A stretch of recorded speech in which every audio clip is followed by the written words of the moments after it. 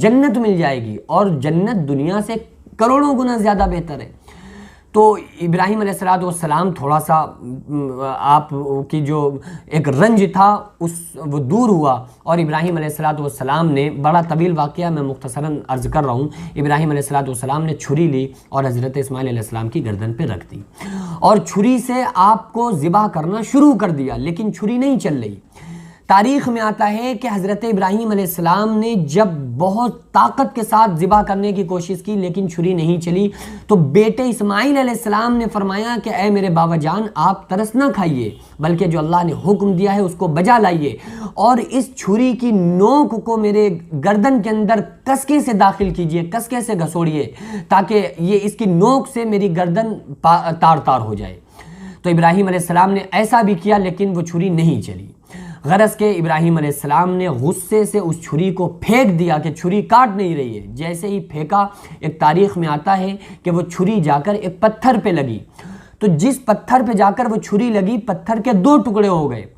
اور غیب سے آواز، اس چھری سے آواز آئی کہ اے اللہ کے نبی ابراہیم، آپ 1 مرتبہ کہتے ہیں کہ کاٹ، اللہ 70 مرتبہ منع کرتا ہے کہ مت کاٹ۔ غرض ابراہیم علیہ السلام نے جب چھری کو غصے میں پھینکا اور جب نہیں چلی تو دیکھا کہ ایک دمبا ذبح ہوا پڑا تھا۔ تو وہاں سے پھر اللہ تعالیٰ نے بندوں کو اس امتحان میں ڈالا کہ آپ کو اللہ کے راستے میں قربانی کرنا ہے،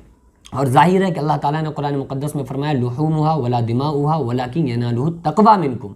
کہ تمہاری نہ قربانی کا گوشت اللہ کے پاس جاتا ہے، نہ اللہ کے پاس قربانی کا خون جاتا ہے، بلکہ اللہ کے پاس تمہاری نیت، تمہارا تقوی جاتا ہے کہ تمہارے دل کے اندر کیا ہے۔ ہمیں تو اللہ کی رضا کے لیے سارے کام کرنے ہیں نا، تو بس وہیں سے یہ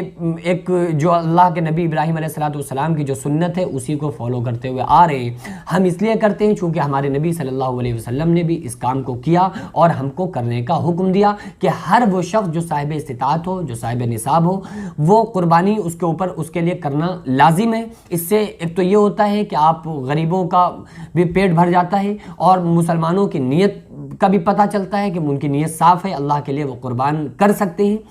تو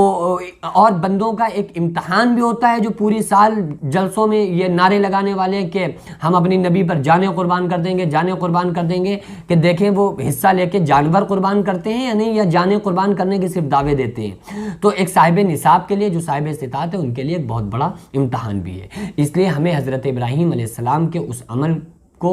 ادا کرتے ہوئے، اور خصوصاً اس لیے کہ اس عمل کو ہمارے آقا جناب محمد رسول اللہ صلی اللہ علیہ وسلم نے کیا، قربانی کی، تو اور اس عمل کو ہمیں عطا فرمایا ہے، تو اس لیے ہمیں عمل کرتے ہوئے اس کام کو صاحب